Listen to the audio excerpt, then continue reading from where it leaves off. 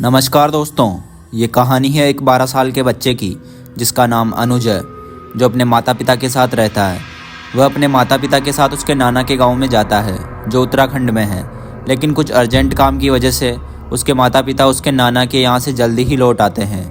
इसलिए अनुज के माता पिता उसे उसके नाना नानी के पास छोड़कर शहर आ जाते हैं और अनुज वहीं गाँव में अपने नाना नानी के साथ रहने लगा। जानेंगे इस पूरे वीडियो में कि अनुज के साथ ऐसा क्या होता है।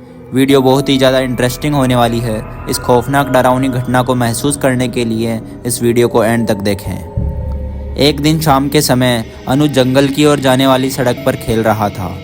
शाम होने ही वाली थी और ठंडी हवाएं चल रही थी और अनुज घर जाने की सोच ही रहा था।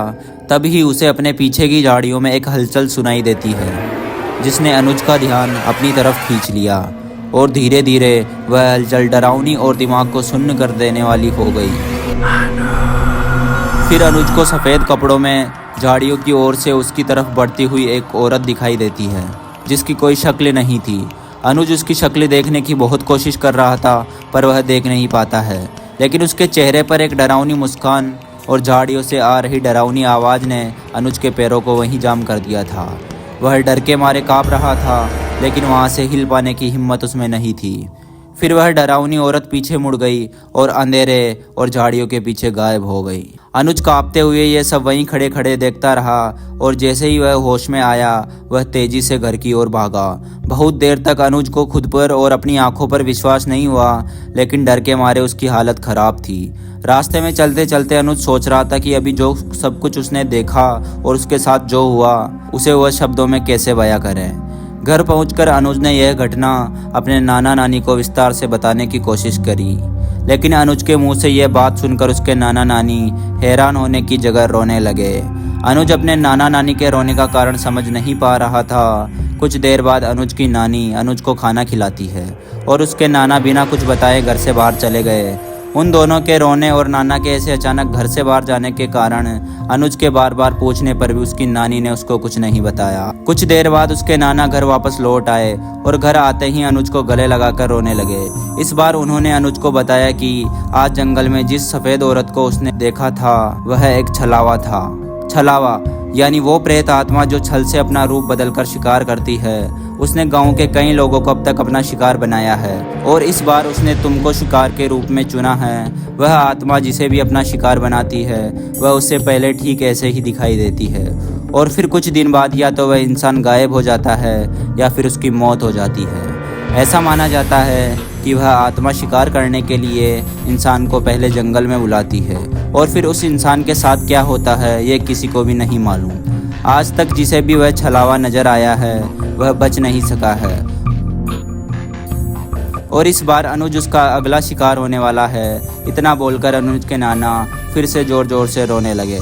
कुछ देर बाद उन्होंने खुद को संभालते हुए अनुज का सांस बढ़ाने के लिए यह कहा कि बेटा, तुम्हें घबराने की बिल्कुल ज़रूरत नहीं है, क्योंकि मैं पास ही के एक तांत्रिक से ये लोबान ले आया हूँ। ये तुम्हें हर तरह के बुरे साये से बचाएगा और मैंने तुम्हारे मम्मी पापा को कॉल भी कर दिया है, वो कल आकर तुम्हें वापस ले जाएंगे।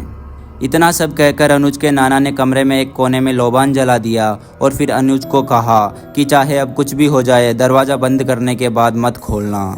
यह कहकर नाना ने दरवाज़ा बंद कर दिया। अनुज अकेला उस कमरे में कोने में बैठा रोता रहा। उसे कुछ समझ नहीं आ रहा था कि आखिर उसके साथ हो क्या रहा है। एक तरफ वह उसके नाना नानी के रिएक्शन को देखकर घबराया हुआ था और दूसरी ओर उसके दिमाग से वो नज़ारा निकल ही नहीं रहा था। उसके कानों में अभी भी वह डरावनी आवाज़ें गूंज रही थी। अनुज एक कमरे में बैठा अकेला रो रहा था और सुबह होने का इंतजार कर रहा था। लगभग 2 घंटे बाद अनुज को दरवाज़ा खटखटाने की आवाज़ सुनाई देने लगी। दरवाजे के पीछे एक आवाज़ आई, अनुज बेटा, अब तुम बाहर आ सकते हो, खतरा अब टल चुका है, तुम बाहर आ जाओ बेटा।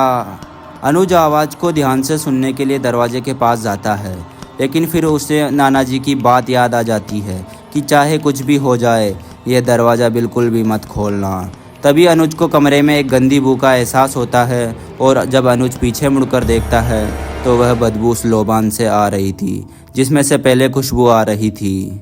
यह देखकर अनुज बहुत घबरा जाता है और फिर उसे एक बार फिर से दरवाजे के पीछे से वही डरावनी आवाज़ सुनाई देती है, जिसे सुनते ही अनुज के रोंगटे खड़े हो जाते हैं। वह डर से कांप उठता है और बेहोश होकर वहीं गिर जाता है। अगली सुबह जब उसके माता पिता उसे वहां लेने आते हैं, अनुज के जाने के बाद उसके नाना नानी चैन की सांस लेते हैं। उन्हें ऐसा लग रहा था कि मानो वो अनुज को मौत के मुंह से बाहर निकाल लाए।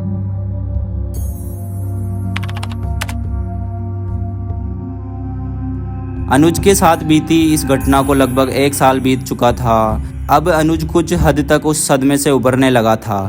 उस घटना के बाद अनुज कभी अपने नाना नानी के वहाँ नहीं गया।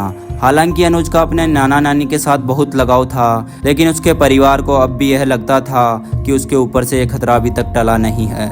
इसलिए उसके पिता समय समय पर गांव जाकर उस तांत्रिक से वह लोबान लाते रहे जो उस रात अनुज के नाना लाए थे, और हर शाम उस लोबान को उसके घर पर जलाया जाता था। एक सुबह अनुज के घर उसकी नानी का कॉल आया। उन्होंने फ़ोन पर बताया कि बेटा, तुम्हारे नाना जी की तबीयत बहुत ख़राब है और तुम जल्द से जल्द यहाँ आ जाओ।